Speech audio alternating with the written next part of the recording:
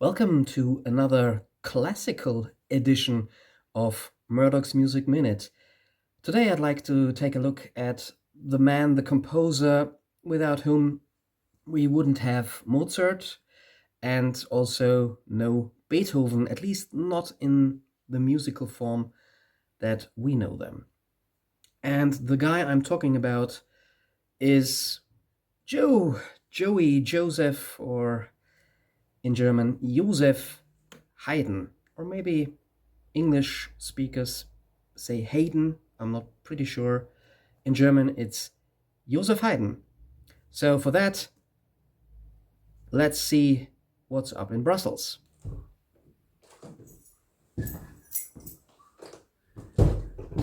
No. Not another hotel room for a video on classical music. This is becoming a ridiculous habit.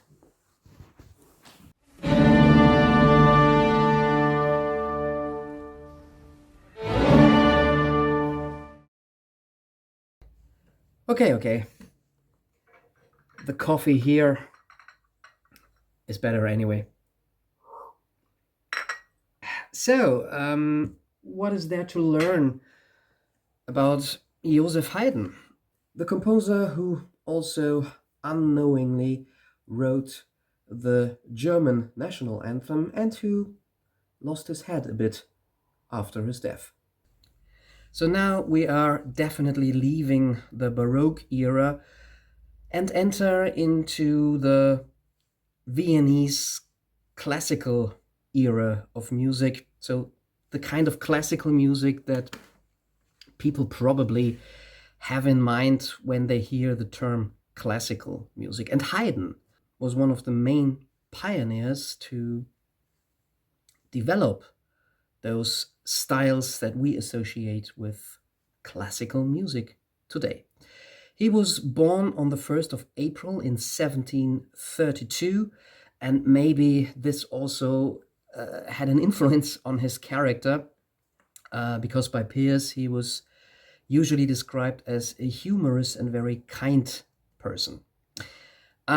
He was born in Rohrau, which is a small village in Lower Austria, the northeastern part of Austria. Austria today, of course, because back in the 18th century, that was part of the Austrian-Hungarian Empire, which was, of course, pretty big. Today, Rohrau is close to the Hungarian border. His mother was a cook and his father a cartwright, so he grew up in relatively simple circumstances. He was not from a wealthy family. Also, nobody in his family really was an artist or very musical. However, Haydn's own musical talent was recognized at quite an early age. First and foremost, his talent for singing. Haydn, as a young boy, must have had a quite beautiful singing voice, and I've just said that the family wasn't in any way artistic or musical.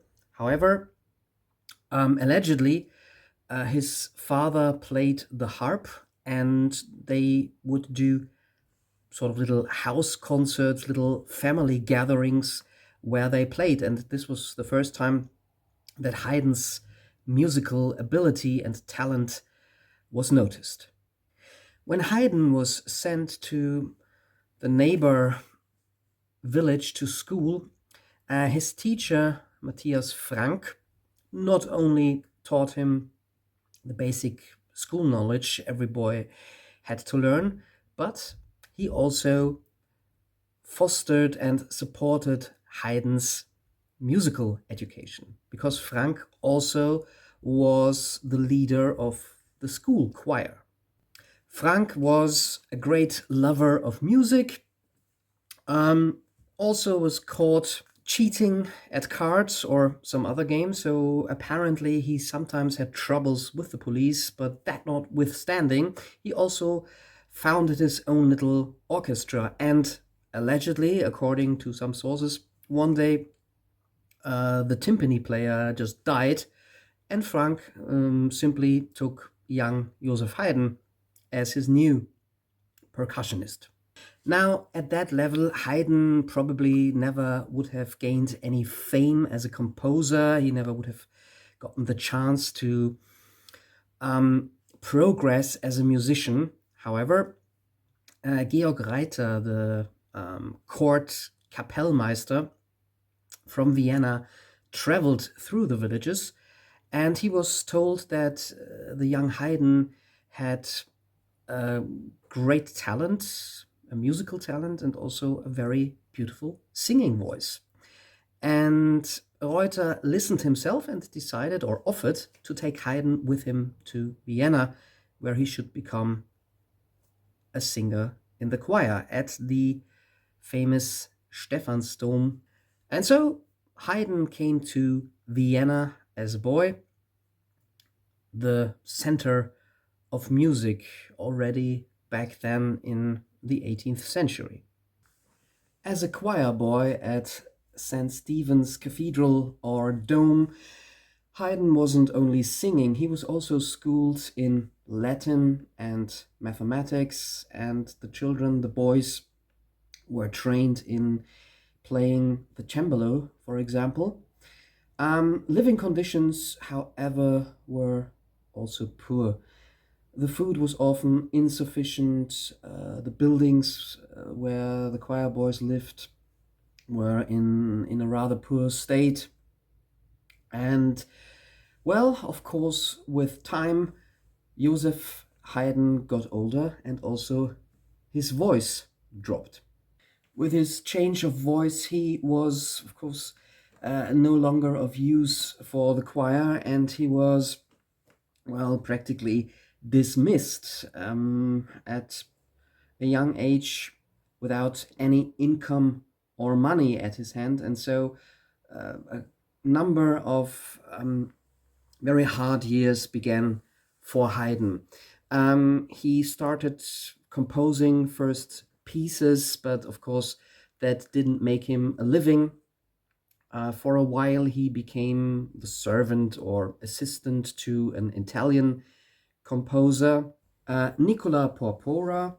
This was also an opportunity for Haydn to not only fine-tune his skills in composition, but also to learn Italian. Porposa was mainly also a teacher of singing.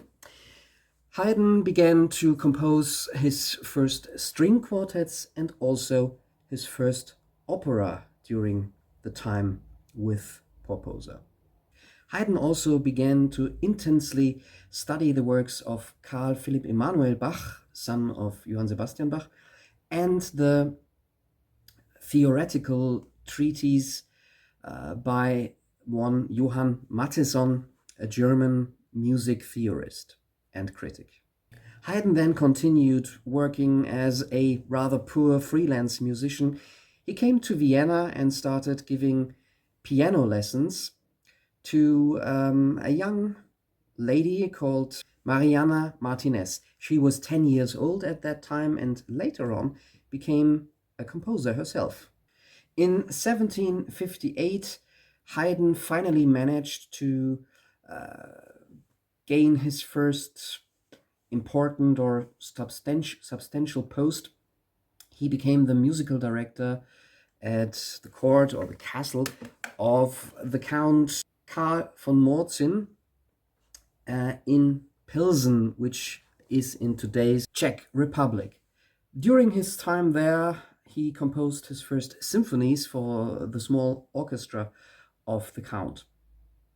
Later on, he lived with a wig maker, Johann Petrus Keller, who had two daughters. Haydn first fell in love with the younger daughter, but nothing came of that.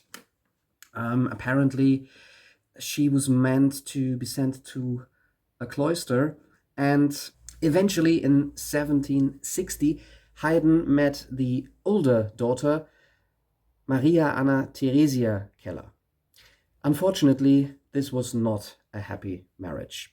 His wife, Maria Aloysia, apparently was a rather loveless person. indifferent to Haydn as a human being and also to music and his arts. So,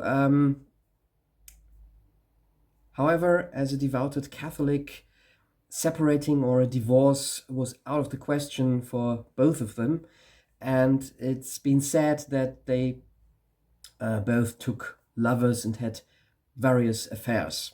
Haydn's career, on the other hand, was on the rise. In 1761, he was offered the post as Vice Kapellmeister for the family Esterhazy, one of the, or probably the most powerful and wealthiest noble family in the area of Hungary at that time. So Haydn moved to the court of the Esterhazys, or actually spent a good 30 years between the various castles and courts of the Esterhazy family. In 1766, when the original Kapellmeister died, Haydn was promoted and now was leader of the orchestra that the Esterhazys afforded for themselves. The Esterhazys had a strong interest and sense for arts and especially music, and that of course was something that Haydn very much enjoyed, even though in his contract he was indeed obliged to compose whenever and whatever the Duke of Esterhazy asked of him. With his role as Kapellmeister, Haydn was now also allowed to compose spiritual works for the church, which was a prerogative of the actual Kapellmeister. And now very fruitful years began for Haydn, in which he composed most of his major works. Among those, several symphonies, for example, the Parisian symphonies or the Seven Last Words of Christ.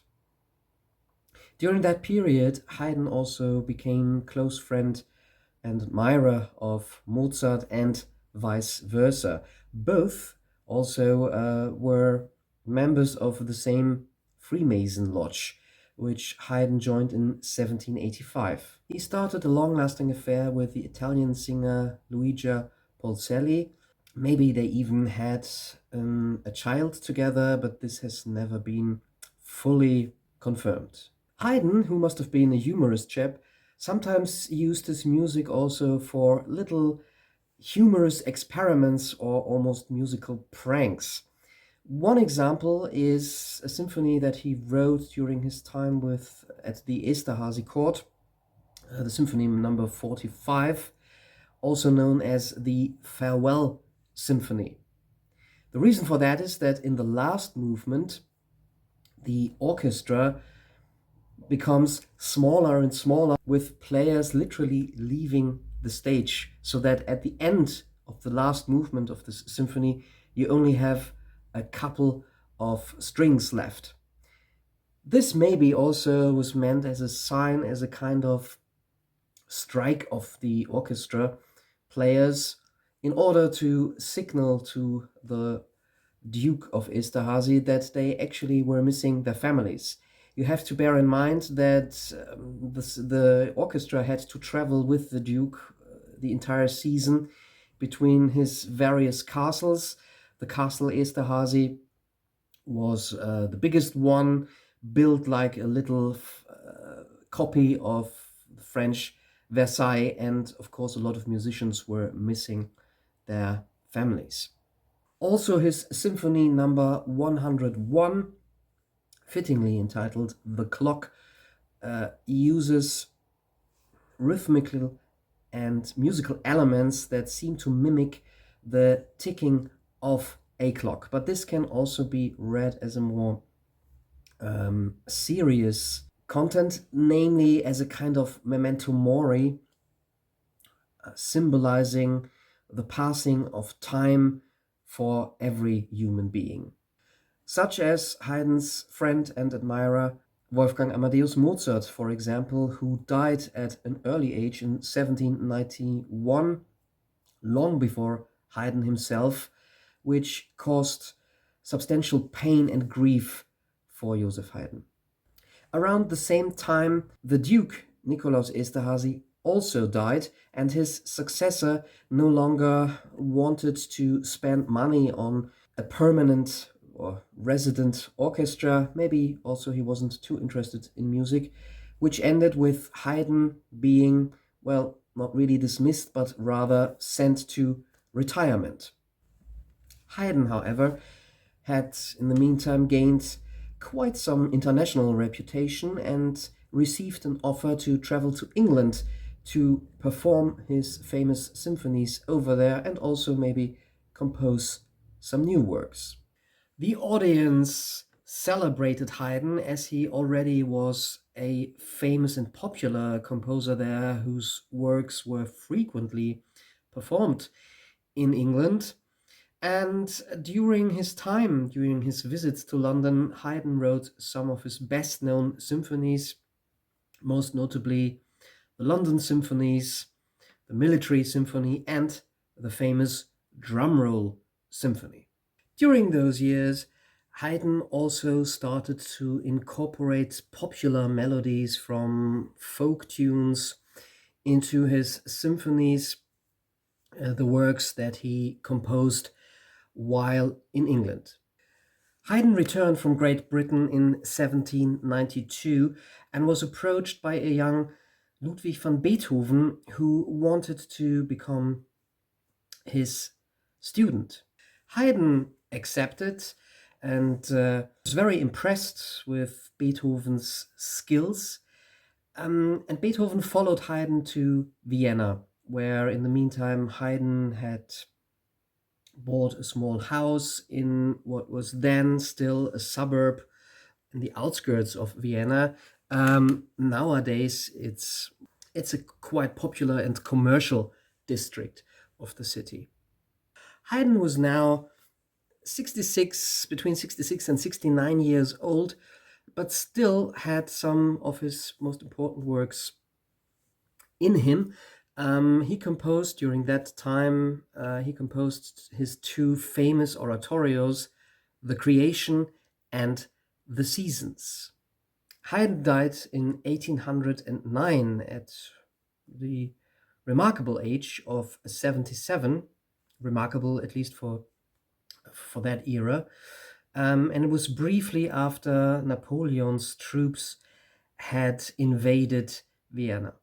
Haydn originally was buried in a cemetery in what is nowadays the 12th district of Vienna, but after a few years, the Esterhazy family sort of remembered their famous Hofkapellmeister and had Haydn exhumed to transfer his body to Eisenstadt, where the main house of the Esterhazy family was. Eisenstadt, by the way, is in the very east of Austria.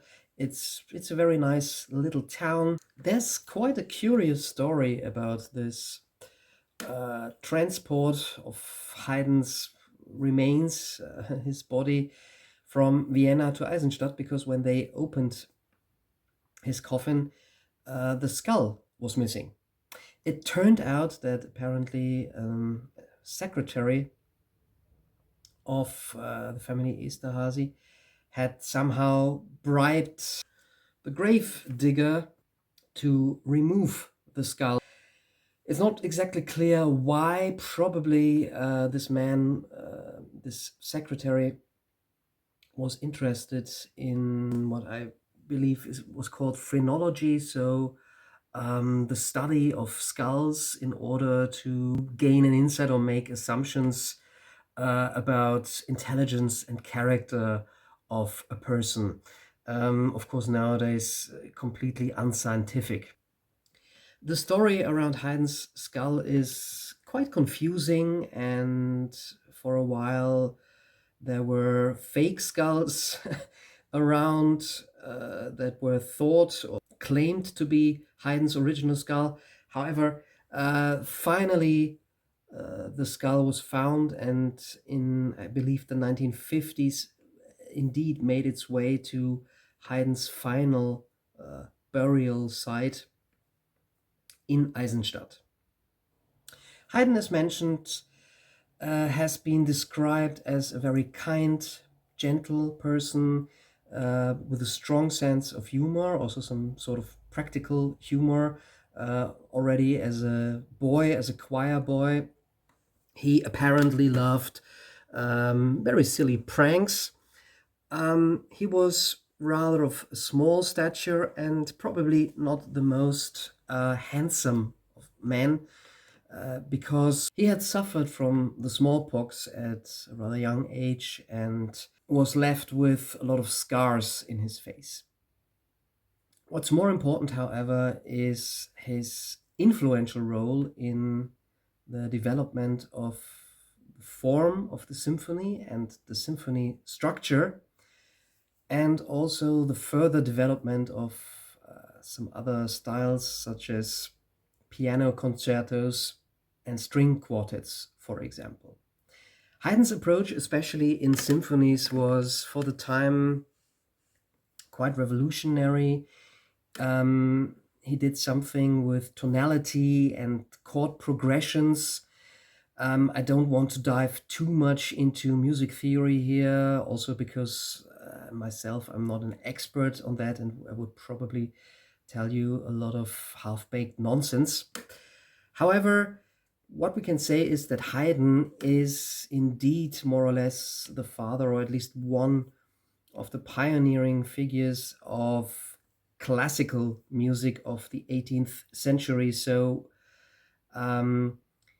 the development of music from the Baroque forms to the truly classical forms that were then further refined by Mozart, and most of all, of course, the one following Haydn, namely Beethoven. But that's a story for another day and for another episode.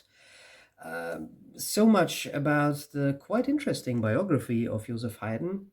In 1797, Haydn, by the way, was commissioned to write a hymn to the emperor, but the same melody was later on taken and received new lyrics, and ever since has been the German national anthem.